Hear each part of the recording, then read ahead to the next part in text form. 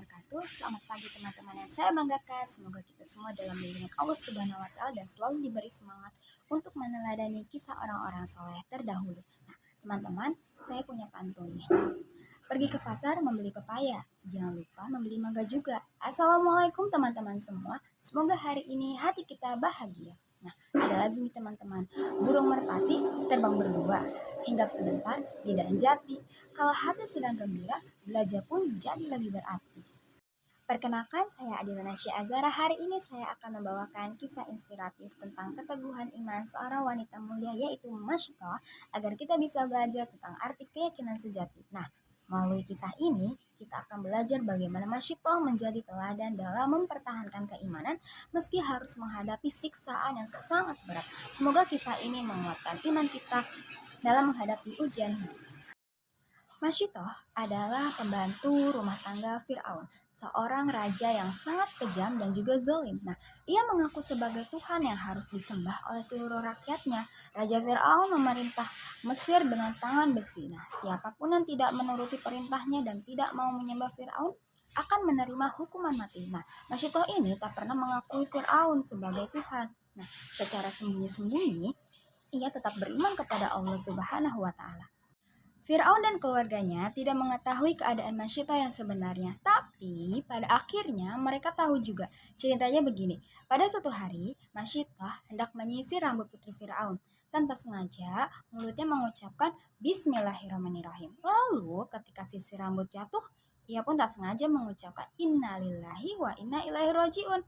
Menyadari keadaan ini, anak dari Fir'aun sangat terkejut. Kemudian ia bertanya kepada Masyitoh, apakah kamu punya Tuhan selain ayahanda? Ya, jawab Masyitoh polos. Apakah kamu tidak takut kalau hal itu diketahui ayahanda? Tidak, aku lebih takut kepada Allah daripada manusia, karena hanya kepada Allah lah aku menyembah dan berserah diri, jawab Masyitoh. Setelah mendengar jawaban dari Masyitoh, putri Fir'aun ini langsung melaporkan hal ini kepada ayahandanya. Fir'aun yang tahu hal ini menjadi sangat marah dan juga memanggil Masyitoh. Ia menekan Masyitoh agar mau kembali menyembah dirinya dan tidak mengakui adanya Allah.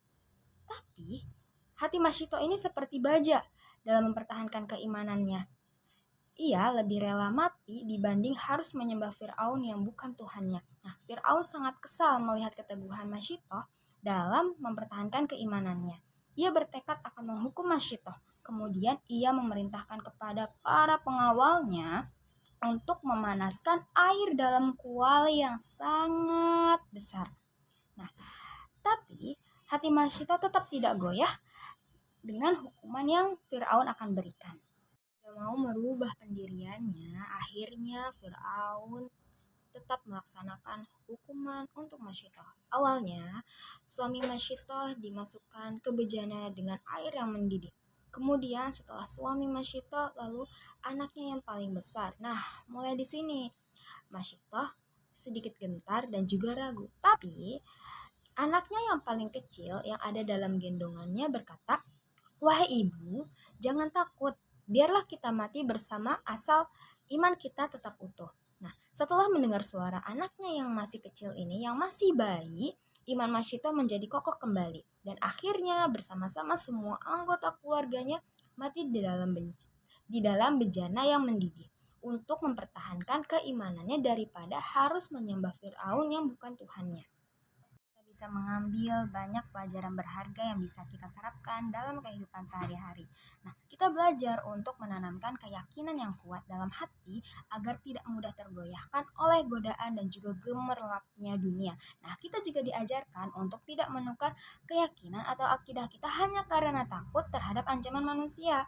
Kisah Masyitoh juga menumbuhkan keberanian dan juga agar kita tidak takut mati karena kematian di jalan Allah itu jauh lebih mulia daripada hidup dalam kesesatan. Ia juga yakin bahwa kasih sayang dan juga rahmat Allah itu telah dijanjikan bagi orang-orang yang beriman dan juga taat kepadanya. Dan yang terakhir, kisah ini mengingatkan kita agar selalu berdoa dan juga berserah diri kepada Allah karena Allah tidak akan memberikan beban di luar kemampuan hambanya untuk menanggungnya.